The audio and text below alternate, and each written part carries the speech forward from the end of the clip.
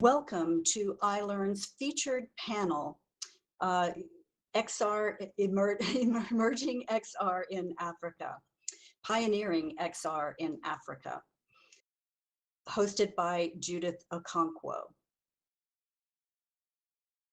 So this panel will be hosted by Judith herself.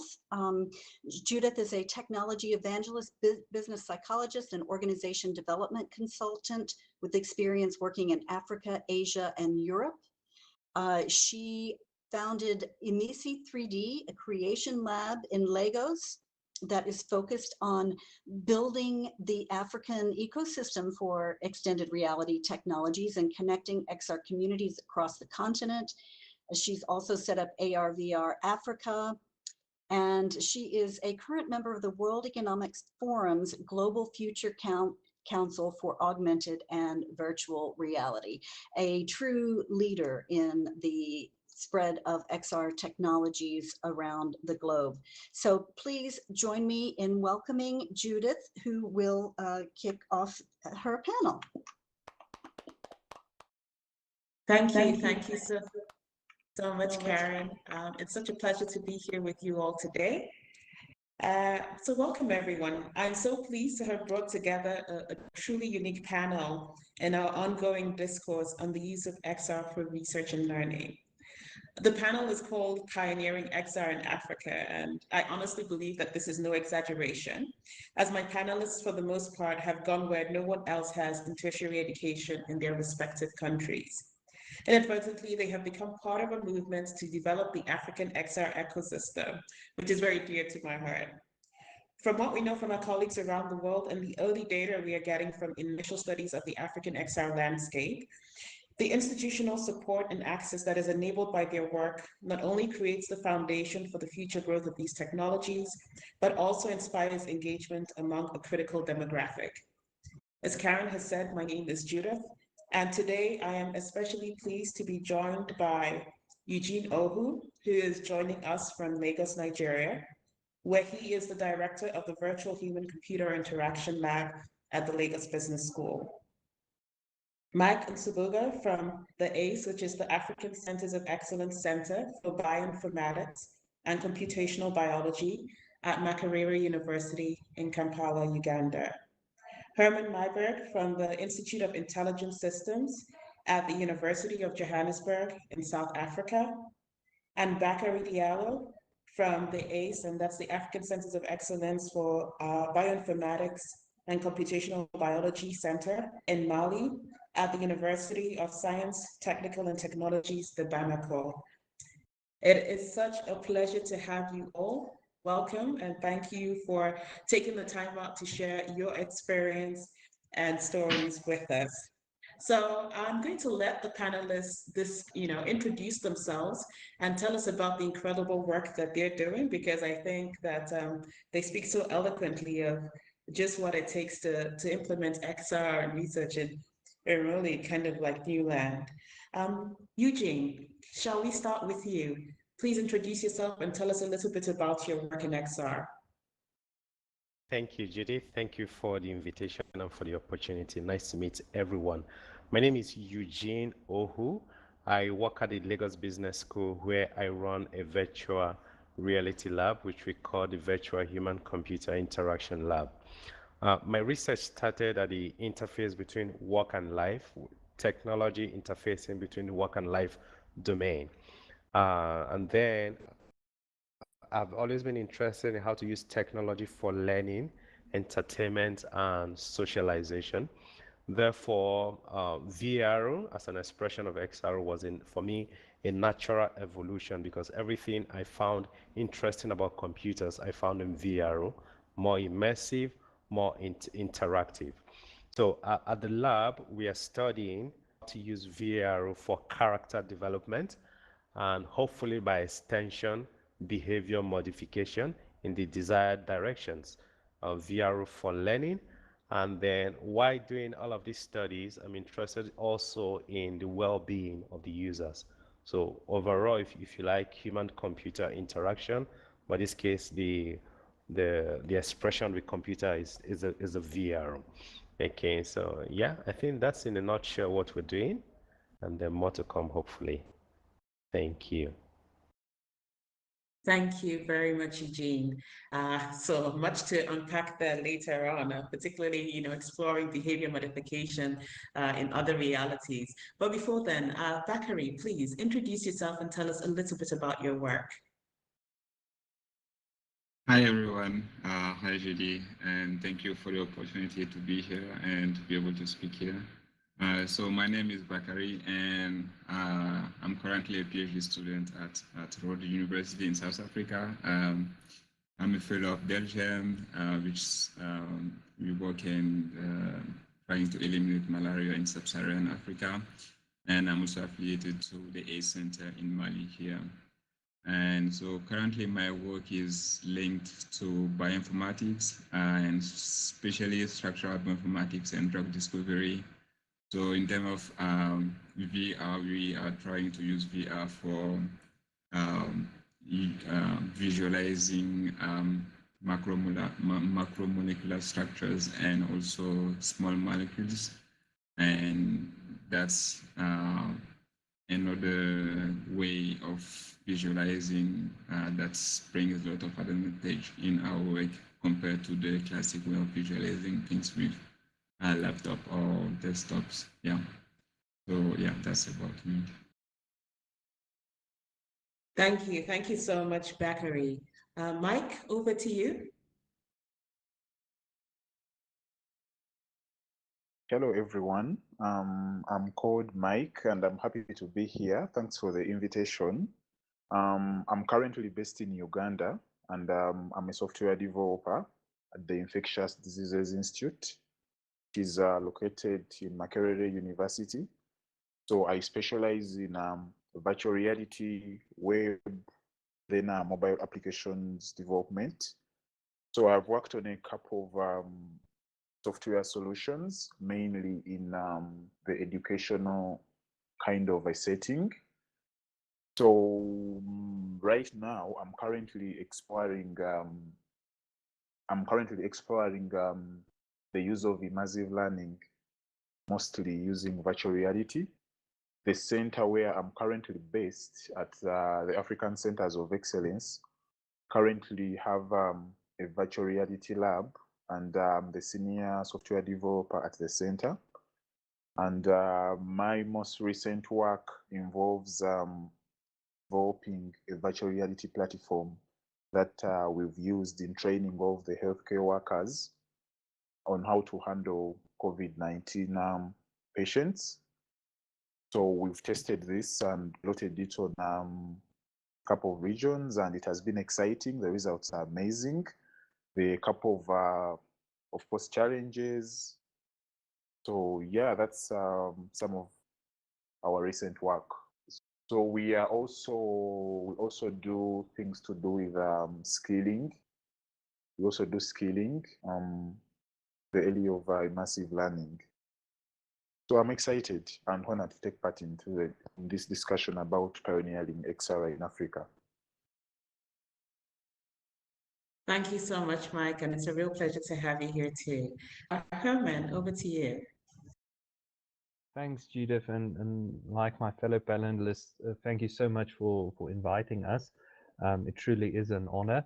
My name is Herman Meiberg. I'm from the University of Johannesburg in Johannesburg, South Africa, working at the Institute for Intelligent Systems. I've recently joined the Institute, and I've also only recently started working in virtual reality, and that happened by accident. When we had a conference and I had this crazy idea of doing something out of the box, and I went to my director and I said, let's do virtual reality to showcase what we're doing. Needless to say, I didn't even experience that at that point in time. But when the goggles came off, there was a whole new world that opened up to me, and I shifted my research into virtual reality. So now I'm interested at looking at how virtual reality and XR in as a whole can be used in healthcare settings in Africa specifically, as well as in tertiary education, We are busy establishing our virtual reality lab at this stage, and yeah, looking forward to the future. Thank you, Herman. Oh my, so I mean, just listening to all of these introductions and the descriptions of your work, I'm already really excited to start unpacking some of what I've heard and to understand a little bit more about how you're all tackling XR in your various locations. So one of the things that I wanted to explore just a little bit, I know, Eugene, you've mentioned that you've always been interested in computers and computing, and you know, you see XR sort of like as a natural extension of that because it allows so much more to be possible. Can you tell us a little bit about your specific journey around, you know, getting set up in Lagos at the Lagos Business School, and getting started with the research that you're working on? Thank you very much, Judith. I think the journey with VR started in 2018. Um, Again, it remains new in Nigeria, in Africa, and I can imagine in most parts of the world. So, but I have a very understanding institution because when I went up to them and told them that I wanted to buy, no, I think what I did first was I bought a HTC Vive and an Oculus Rift with my money, but I didn't have enough money to buy a computer. So I went up to them and said, look, you know, I've always been interested in human-computer interaction, and then this is the next stage. Can you support me to buy a computer? And then, well, they did. And then one of the first studies we did then was a study in mindfulness, okay, seeing how mindfulness might be influenced by being immersed in virtual reality. But I wanted to go beyond that because I saw immediately the possibilities of you know, this concept of presence. You get into virtual reality, and then you wonder what is reality, what is reality, and then seeing the possibilities, for instance, for training, and then even giving lessons. For example, in Africa, at least in Nigeria, I know that when I was in secondary school, I was a science student. We did not have enough laboratories. And I began to see the possibility of using VR, for instance, to set up, if you like, dry laboratories. So that was how it started. And then an opportunity came when there was funding available made possible by Templeton World Charity Foundation, because they wanted to use VR. Well, they were not interested in VR. They asked for they asked for ideas to improve character. And then one of the things that have always struck me about VR is the ability to take the perspective of another person. And I saw there an opportunity to do something that have always been very dear to me. I mean, I live in a country of 200 million people and more than 200 ethnic groups, and there's a lot of strife, and then there's always you and them. So is it possible to use VR to increase empathy and compassion among these different ethnic groups? I mean, there have been studies about this before now, for instance, at the Stanford lab, and then becoming homeless, and so many studies on empathy, but maybe not in this environment, and then not among teenagers. Okay, so we were lucky that they accepted our proposal, and then we got funding to set up a virtual reality lab at the Lagos Business School. So that's how the journey started, and so the study we're doing right now, a 2 year study, trying to use virtual reality to teach empathy and compassion, and it's going to last till this stage to the end of next year, but it's something we're taking beyond that. So that's how the journey started. Yeah. Thank you, Eugene, and what an incredible journey. You know, having to start off getting your own headsets, and I'm going to come back later to find out just how you were able to procure those headsets in Lagos, because I know that that's always an adventure. But let's explore a bit more now. I want to move to you, Bakari, for a minute. You talked about kind of like focusing on malaria as part of your research and your fellowship, but then also using virtual reality, excuse me, for visualization of macromolecules. And I wanted to understand a little bit more about what sort of work specifically you're doing and what sort of impact Exar is having on that work. Okay, Judy, thank you for the question. So we are really starting set up a virtual reality lab. We haven't started teaching or collaborating using this technology yet, and we are here to learn about your experiences. But we have seen use cases, and we, as I said, we are setting up our lab. We know that it's a very convenient way of visualizing and analyzing macromolecules. So usually we use laptops or computers to visualize things. It's good, it's okay, it does the job and everything is fine. But from my first experience with a mask, it's more engaging, and because the molecules, these are things in the dimensions of nanometers and angstroms, so it's not that handy to visualize them with a computer only. When you are using a mask, you get a sense of a better immersion in everything, and you get more engaged. That's one thing. The other side is also we have seen use cases in terms of collaboration. So sometimes I can be here in Mali and collaborate with someone in South Africa, and we can both be in the same session and be working on the same structure. So we can both be manipulating the same structure. And I think that's where really virtual reality is kind of very interesting, because we can send structures to some people, and then they look at them and give us feedback and what to do, how to modify them. But if you are working in a team and you are both synchronized in real time, being able to manipulate the same structure, the engagement is much better, and also the process of analyzing your structure and to get to conclusion that everyone agree upon is much faster. So these are the kind of things that we are trying to do with the lab we are setting up here in Mali. Everything is not perfect yet, but we are on the way, and I think the future is promising for us. Yeah.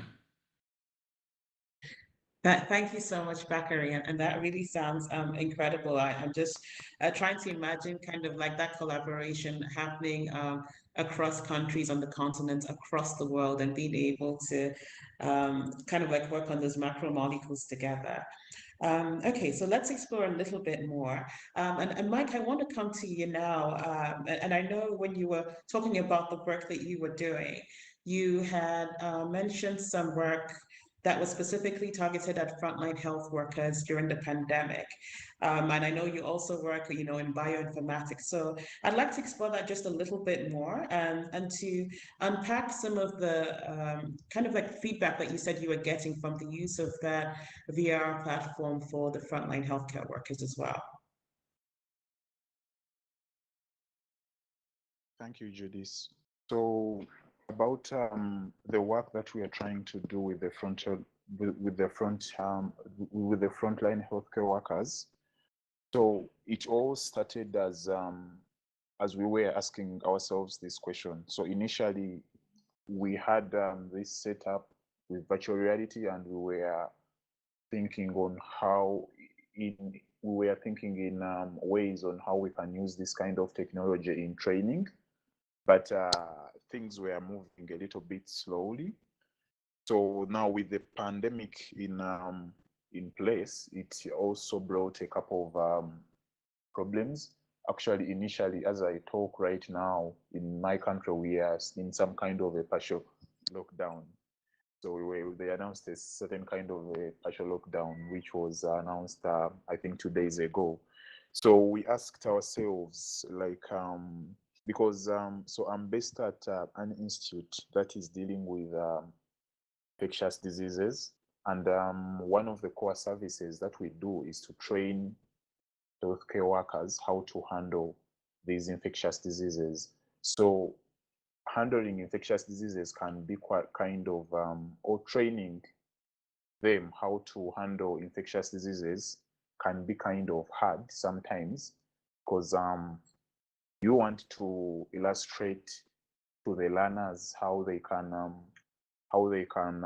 probably manage some situations without exposing them to the situations. So we saw an opportunity with virtual reality, whereby we could train a couple of trainees without exposure, and also yet taking the other side of it, that they can also still get these kind of skills compared to the traditional way of learning. And then the other thing that we looked at, apart from, so we looked at at around 3 things. How can these health workers learn how to handle infected individuals without risking infection?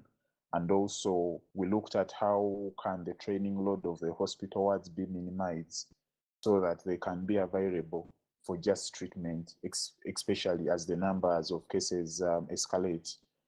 So, and then there was also another challenge of how we can train the workers while keeping the appropriate SOPs, that being social distancing, while learning the skills that otherwise require close interaction.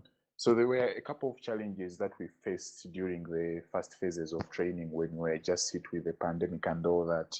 And when we sat down, we realized that VR could be a solution to answer some of those dilemmas to its benefits. So yeah, so basically that's how we did this entire thing.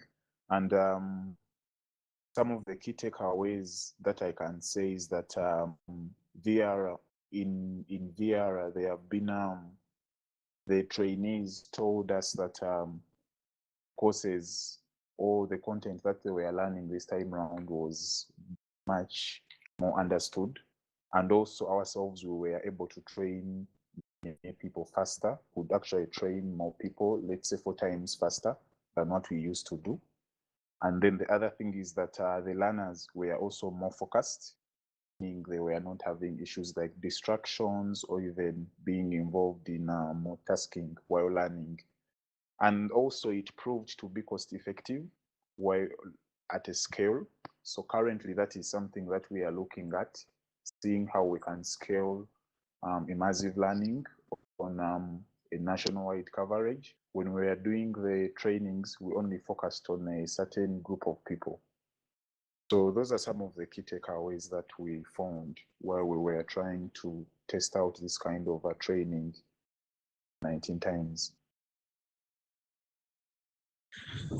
Thank you so much, Micah. And that's, really incredible. And so I think I'm encouraging to hear some of what we hear around the world about the benefits of immersive learning, the ability to have this really focused experience, how cost effective it can be, and just the fact that it will be able to scale this, knowledge across greater areas, I think is incredible.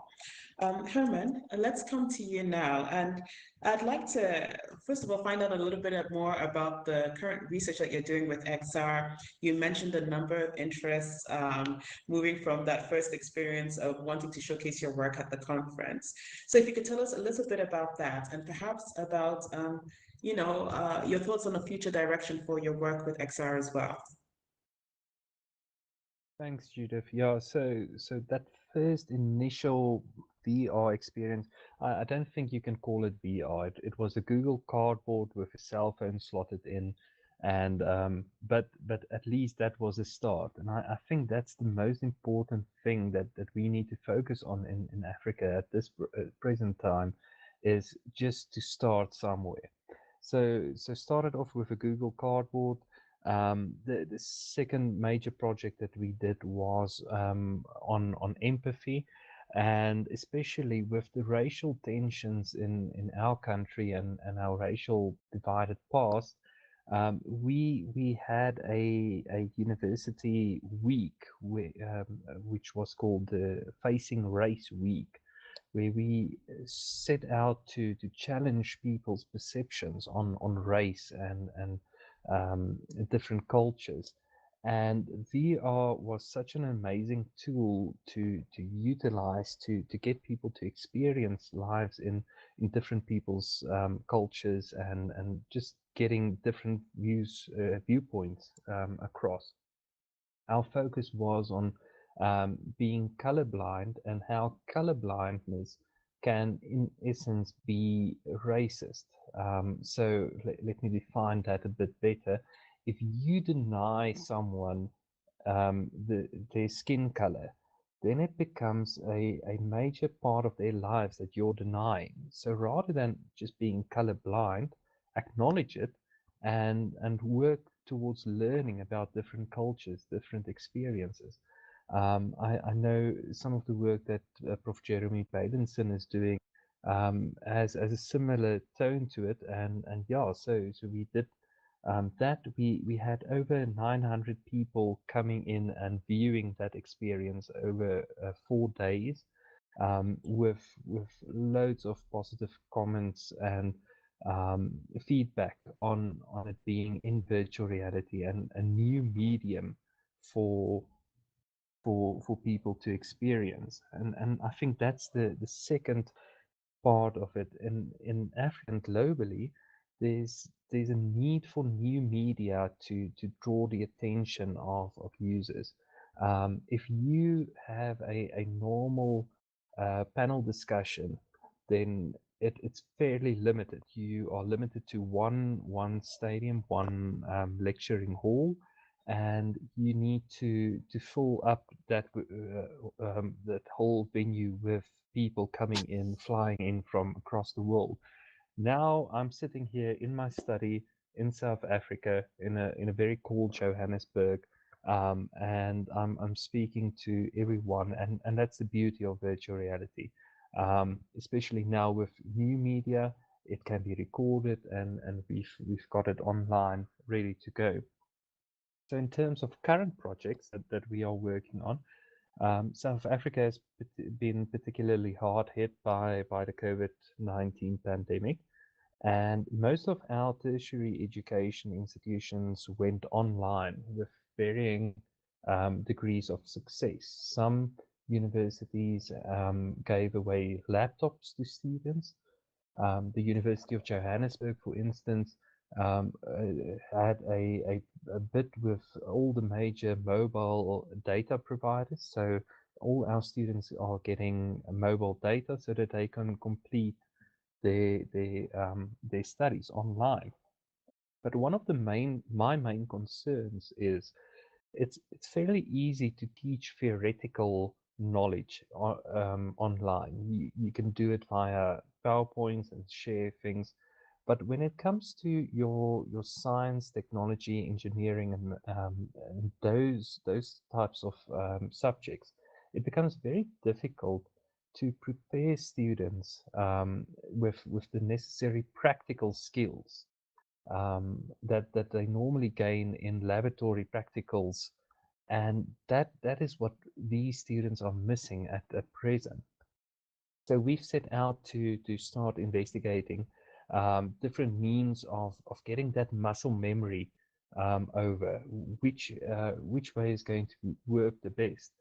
And the project is still in its fairly early days, but we are seeing more and more that virtual reality, as well as mobile applications, um, can be utilized to transfer this knowledge to students in a more innovative way.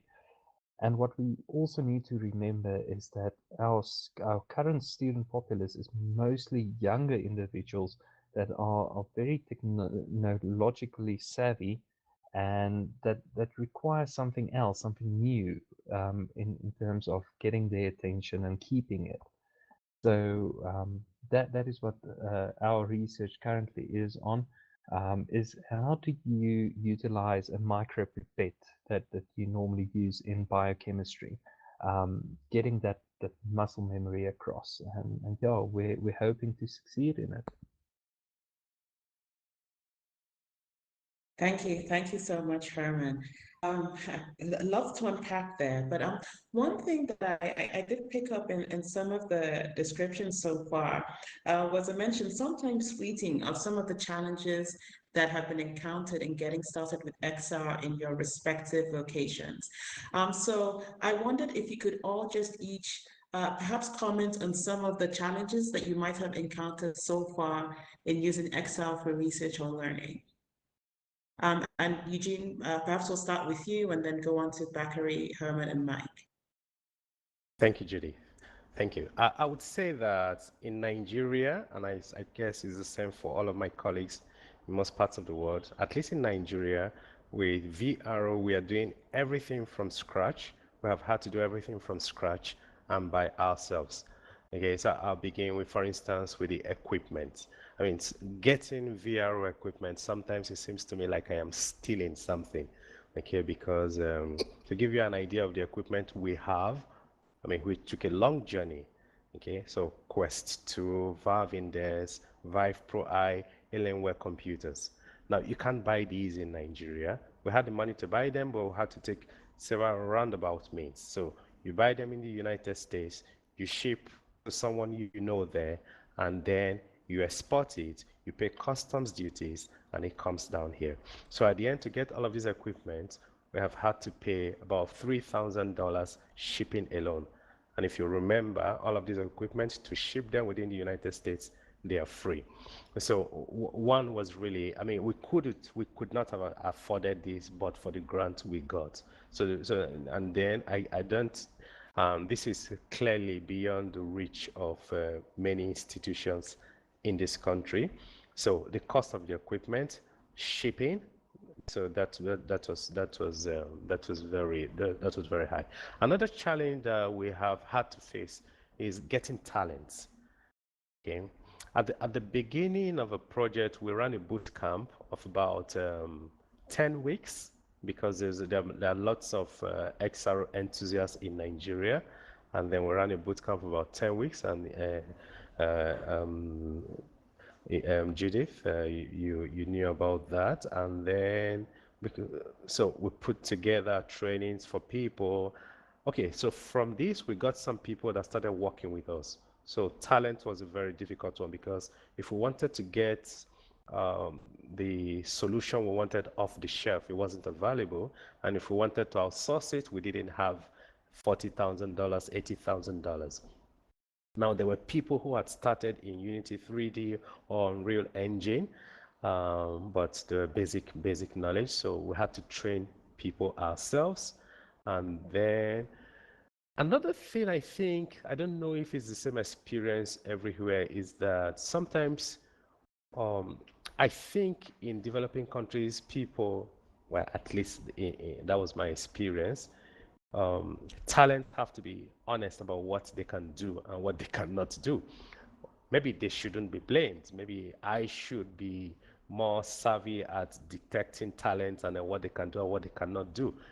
Okay, so because we have had to overestimate some talents only to find out that they didn't have the skill set.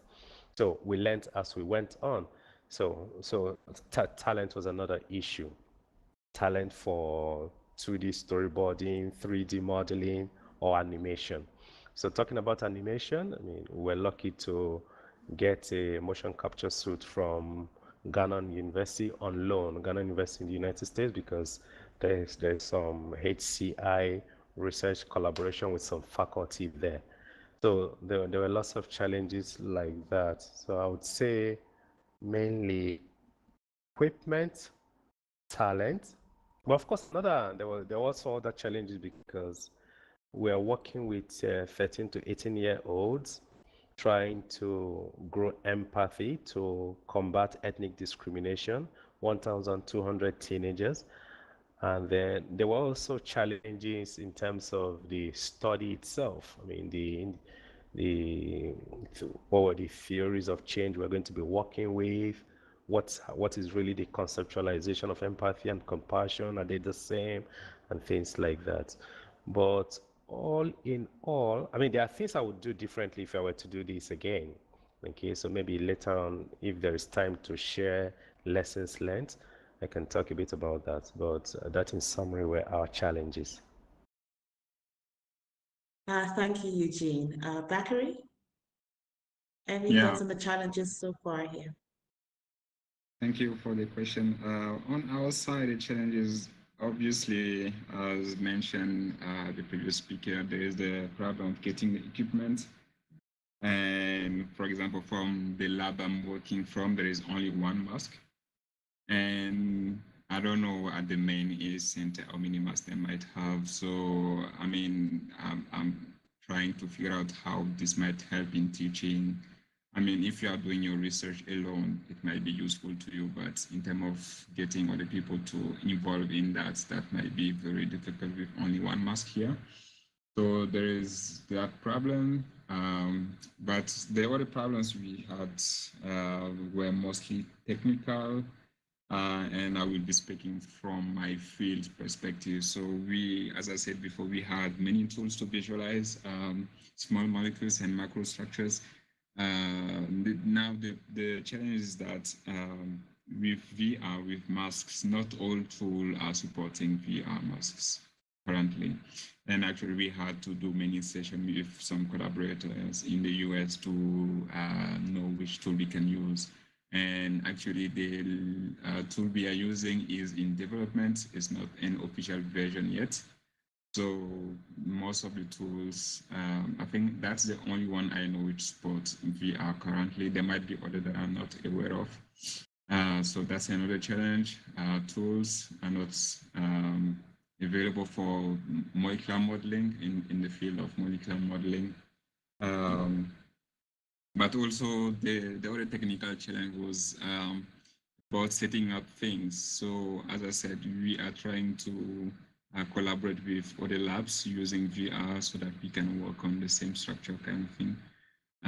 So recently, that's what we were actually trying to do, to connect through VR to the same session with some colleagues in Uganda. And actually, it has been weeks that we have been trying to set up that interconnection. I think the problem also was linked to the tool that we are using. As I said, it is in development and everything was not very clear at the beginning. So we had to call too many people to help us. And it has been like 2-3 weeks we were trying to set up that connection. And actually, it has been working recently. I still have to test it thoroughly. But these are the kind of challenge we have here in terms of VR here in Mali. Thank you. Thank you so much, Bakari. Herman, from a South African perspective? I couldn't agree more about the matter of getting the equipment into the country and the prices. To give you an example, we were lucky. We got a major grant now, and we are busy buying equipment. But working within a certain financial system, we need to have checks and balances in place. So we cannot buy directly from Amazon, for instance. We need to buy from local suppliers with the right tax clearance and everything. And I absolutely have no problem with that. It boosts the local economy, it creates jobs, and that is a very good idea. But when it comes to the import costs, then it becomes exorbitant. So what these companies are now doing is they are charging a 300% markup on your equipment.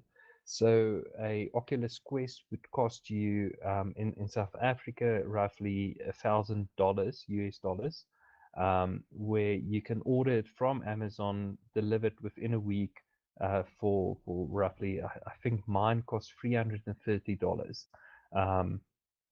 Just to get it into the country. So the equipment is definitely a challenge, but as we start getting more and more people into virtual reality and augmented reality, I think we'll see that price coming down. So that is where we'll need to bite our nails now a bit, just to get things going in Africa, get the VR scene really booming here, and then the prices will be coming down. At least that's my experience of it. If one thinks of your normal computers, 20, 30 years ago, universities didn't have these massive PC labs. It was one or two PCs at research stations that could be used, and now PCs has become an everyday occurrence. And I truly believe that this is going to happen with VR as well, and it's going to happen sooner rather than later. I just read that Apple is going to launch their augmented reality glasses now in 2020. I think it's first quarter of 2020. And as soon as Apple launches something, you get more people coming into that scene, and that should drive prices down. Perhaps not for the Apple glasses, but for all the others. My other challenge that I really experience is in changing people's perspectives. And here, again, I'm talking mostly about academics, but getting academics to change their minds about how practicals can be implemented, how teaching can be implemented, was very difficult, especially prior to the COVID-19 pandemic. I remember one instance where I had to go and present a anatomy virtual reality experience to a panel of professors, and I put the glasses on, and everyone was in love with the experience. But in the end, they decided to go for the tried and tested method of buying plastic and anatomy models to get to just maintain the status quo.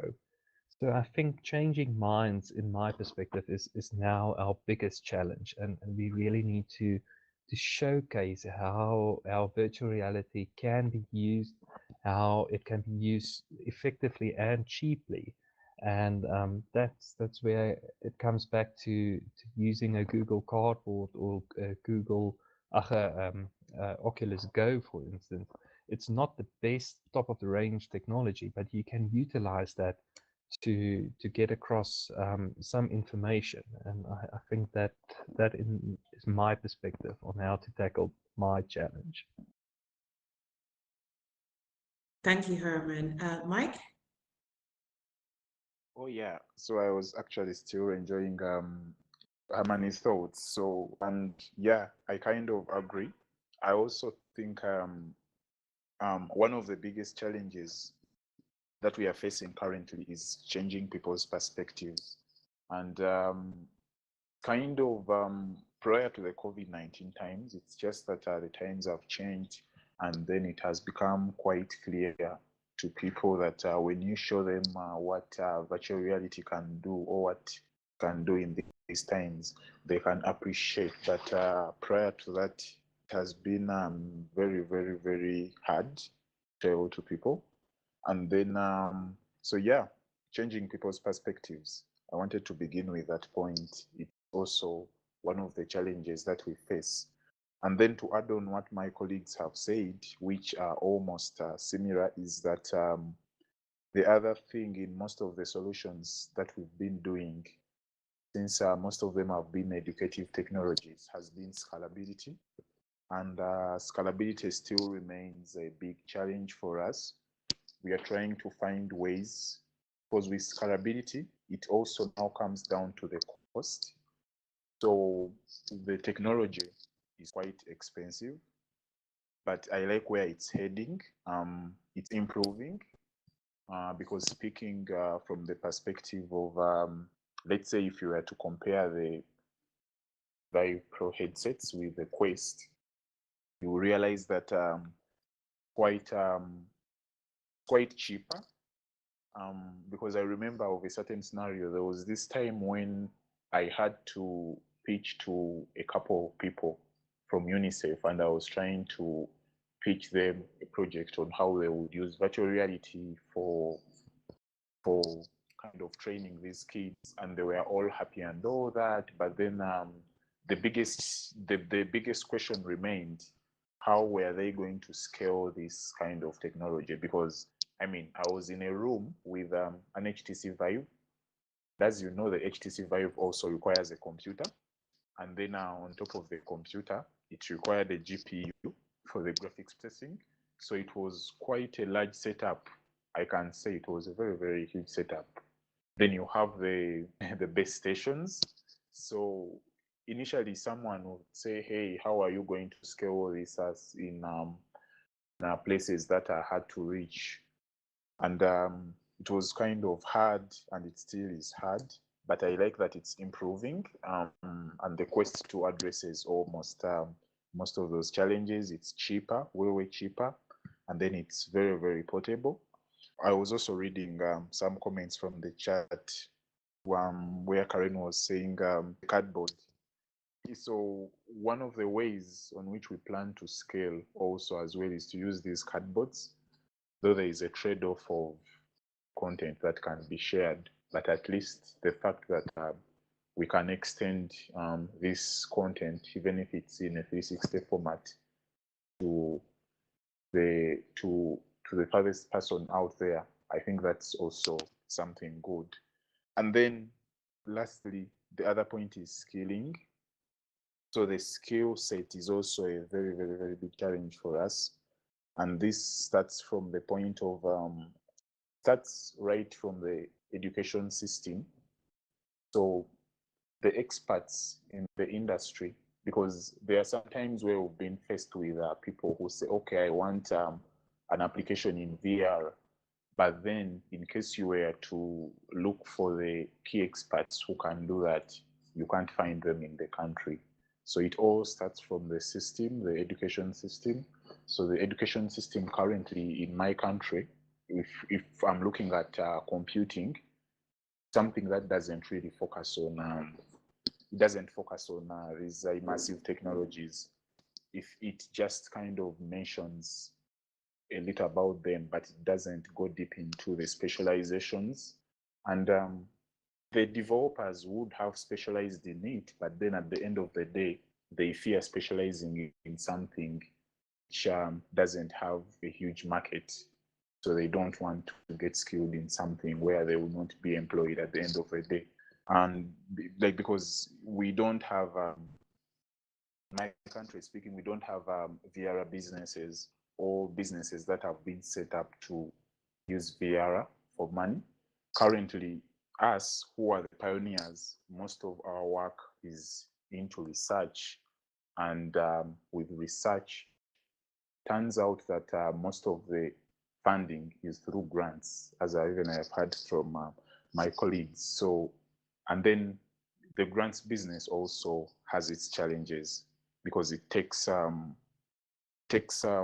certain time. It takes time.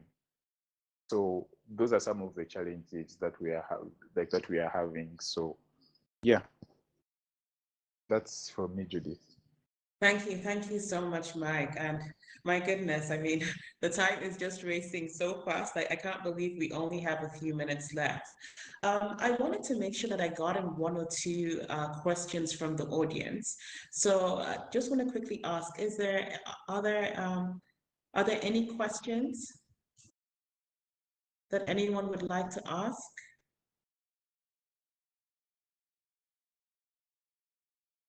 And perhaps Question, Judith. Yes. Sorry. Yes, go ahead. Yes, my question is about creation using XR tools and how that figures into what you're doing at your respective institutions. I know that that's something that Judith has been passionate about and has been trying to encourage. So I'd just like to hear a bit more about what is happening at your institutions with regard to using XR tools for creation.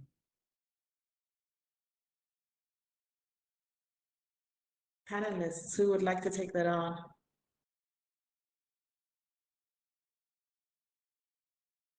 Yes, please, Herman.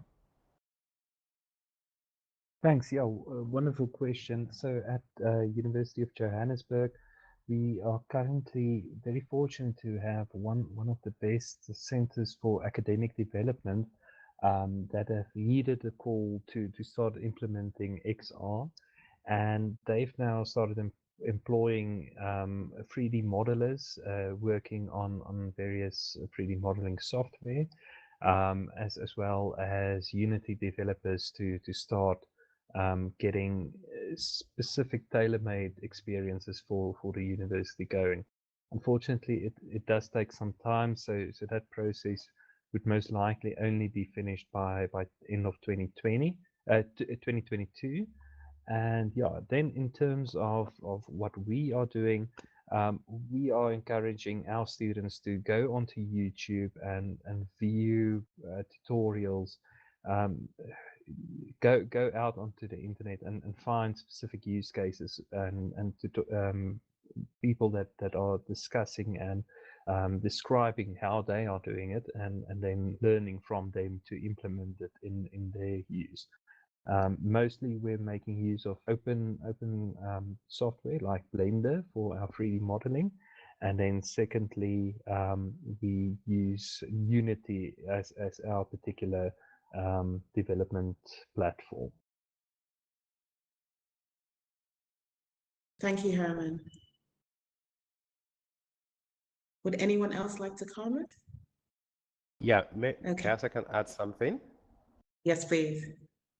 Okay, so also knowing what we went through ourselves in terms of equipment and talent, one of the things we have been doing is open up our lab to the Exar community in Nigeria, at least in Lagos and then the surrounding cities. So, I mean, we have a timetable and people make contact and then they tell us when they would like to come use the equipment. I mean, we didn't pay for it, we got a grant for it, so we have opened it up.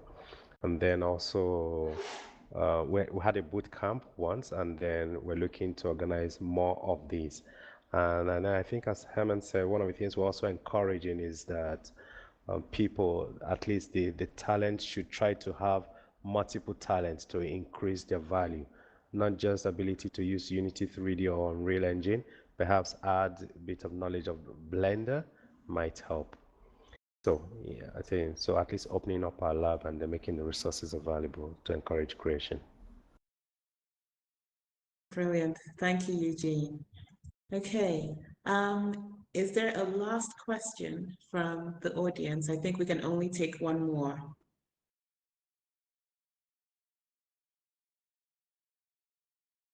No? Okay. All right. Well, hopefully the panelists will be around later so you can engage them in conversation outside of this panel. So panelists, to wrap up, I know it's just a few minutes to go, but I did want to ask you, Eugene, you mentioned if there was time, you would like to quickly comment on lessons learned so far. So can I ask if you could each just talk about your lessons learned so far, but then also at the end of that, if you have a particular call to action for the audience, for the rest of the world, actually, if you could also share that. Eugene, shall we start with you? Thank you. I think one lesson is that I would not engage VR developers at the start of the project until I have all the assets ready. But having said that, though, during the game scripting, you need the VR developers. It's a tough call. So you have to engage. If you have to engage them, know that the VR skills will not come up till much later. And it will therefore help if they have some complementary skills such as 3D development. And by way of call to action, I see lots of opportunities here. For example, we're creating African characters, but it's very difficult to find African hair, African braids. So we're creating ours. And then, so here's an opportunity for African developers as well. African characters, African animations, for instance. I don't know how many people are familiar with what is Gary. So there are some basic things here that we're creating animations for to make it available to the rest of the world. So there's lots of room for content creation. Thank you, Judith. Thank you so much, Eugene. Zachary, any lessons learned and your call to action? About lessons, I would say that it's about collaboration. And in my field, there is I mean, there are tools available, there are people available, but in terms of getting things to work in VR, we had to call too many people, and we had to set up sessions with many people from different fields, IT, and yeah, especially computer science people. So that's something that we have learned, and that's something that we want to continue doing. Working with other people from other fields, and that's why we get our best ideas actually. About call to actions, I would say it's about getting people engaged in this technology. Here we are a very small team, and we are working, it's not that much people are involved in it so far, and that's probably why we don't get that much funding. And so I really want to encourage people to get other people aware of the potentialities that we have using this technology for doing research and all the nice things we could do with that. Yeah, that's about it. Thank you, Bakari. Herman?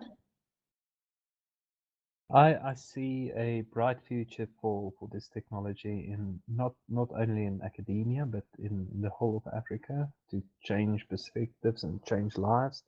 And I believe that if you take into account how the world is quickly changing now, if you take things like Elon Musk's Starlink internet service that's aiming to connect the whole world to the internet, if you take that into account and you envision a world in 2030 where everyone has internet and everyone has access to these type of technologies, then it's going to be a brilliant future for us all.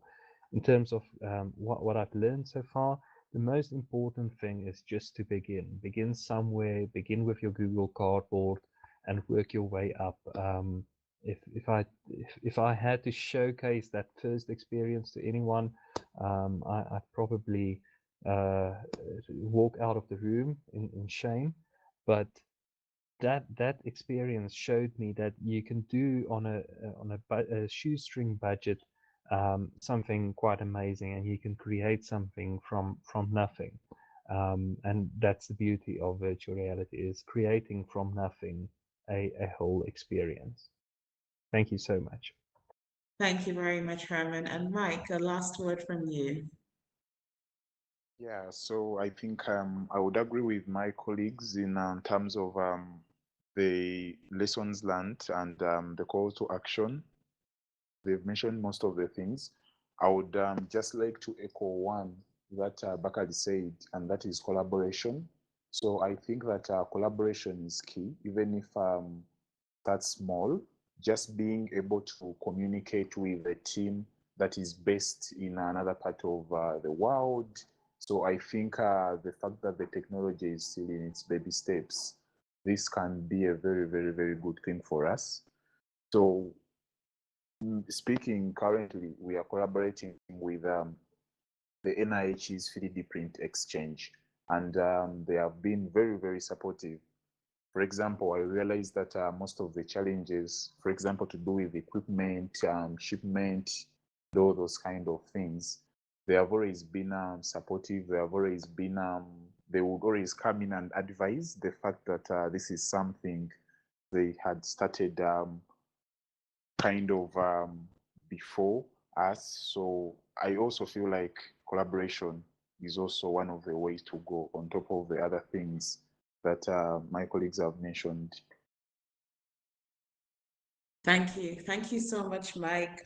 Thank you to all the panelists. What a riveting session it has been for me. I can listen to talk about Exar on the continent, on and on. Please help me thank all the panelists for their incredible work. They really do inspire me. I consider them heroes for setting the path for so many when it comes to Exar on the continent. Thank you. Thank you all. Thank you, Judith. F4 is how you can clap with your avatar in this platform. If you have an F4 on your keyboard, and I know. That's fun. Very good, very good. Well, I tell you what I'm going to do. I want to also thank Judith for moderating this panel for us and bringing everyone together. What an amazing group of people. I'm always amazed. I forget who just said the word collaboration. I think that might have been you, Mike. And so here we are. What a great collaboration we've all had together today. I'm amazed. And so what I'm going to do is I'm going to close our live streaming now. The main event has finished. We're going to stick around for a few minutes just to chit chat, but the live stream will now close. Thank you to our videographers, Tony Cube Studios, and the YouTube audience. Go ahead and end the recording.